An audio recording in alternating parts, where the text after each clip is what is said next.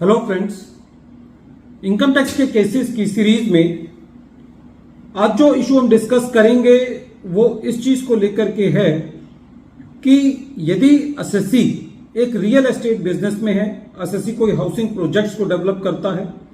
और एसएससी ने कोई अपना work in progress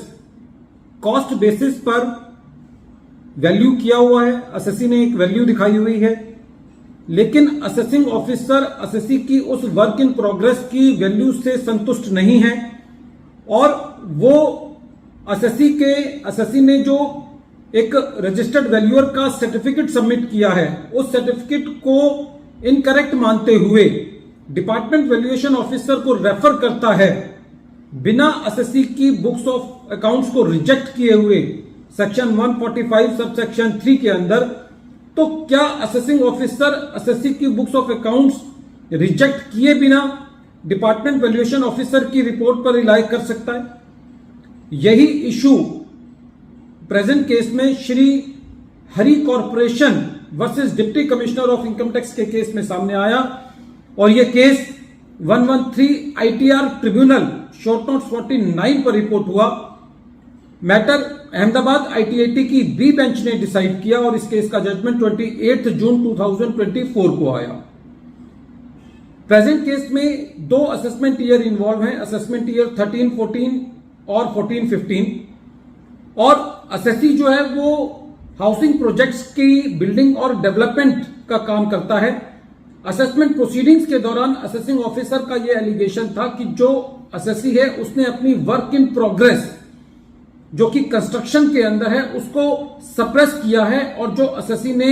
registered civil engineer का सर्टिफिकेट दिया है वो इनकरेक्ट है, वो रिलायबल नहीं है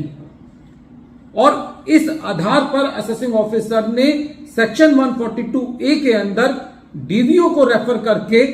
एक वैल्यू निकाली और उस डिपार्टमेंट वैल्यूएशन ऑफिसर के वैल्यूएशन के आधार पर एसएससी को शोकॉज नोटिस इशू किया। एसएससी ने उस शोकॉज नोटिस को काउंटर किया, ऑब्जेक्शंस रेज किए, लेकिन असेसिंग ऑफिसर ने उन ऑब्जेक्शंस को कंसीडर नहीं किया और डीवीओ की वैल्यू के बेसिस पर एसएससी का एडिशन कर दिया। एसएससी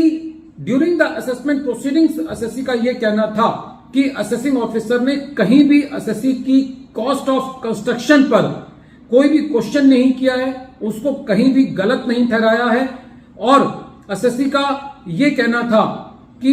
जो असेसिंग ऑफिसर है उसने कहीं पे भी एसएससी के वैल्यूएशन मेथड को क्वेश्चन नहीं किया है। तो ऐसी परिस्थिति में जो एसएससी ने वैल्यू निकाली है उसी को कंसीडर किया जाना चाहिए। लेकिन जब ये मैटर सीआईटी अपील के पास था तो सीआईटी अपील ने भी एसएससी की बात नहीं मानी और एसएससी को कोई पार्शियल रिलीफ दिया, इसलिए एसएससी अपने मैटर को लेकर के ट्रिब्यूनल के पास गया। जब ये मैटर ट्रिब्यूनल के पास गया तो ट्रिब्यूनल का सबसे पहले ये कहना था कि असेसिंग ऑफिसर ने बिना बुक्स ऑफ अकाउंट्स को रिजेक्ट किए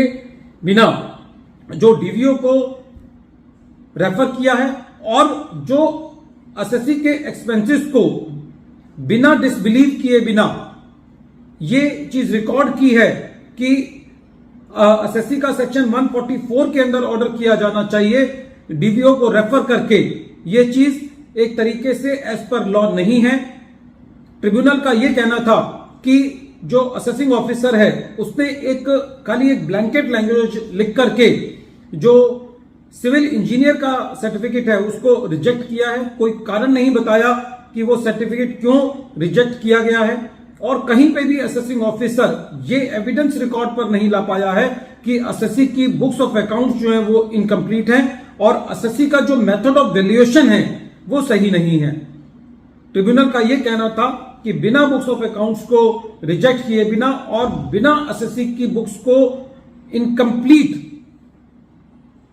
घोषित किए हुए बिना जो असेसिंग ऑफिसर ने सेक्शन 142A का प्रोसीजर अडॉप्ट किया है वो एक इम्प्रॉपर एप्लीकेशन ऑफ लॉ है जो कि किसी भी मायने में उसको सही नहीं ठहराया जा सकता और इस तरीके से ट्रिब्यूनल ने जो असेसिंग ऑफिसर ने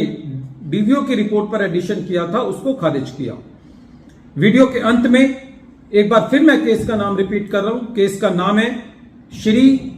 Hari corporation versus deputy commissioner of income tax और ये case 113 ITR tribunal short note 49 पर रिपोर्ट हुआ और इस केस का जजमेंट अहमदाबाद ITAT की बी बेंच ने 28 जून 2024 को दिया। Thank you friends.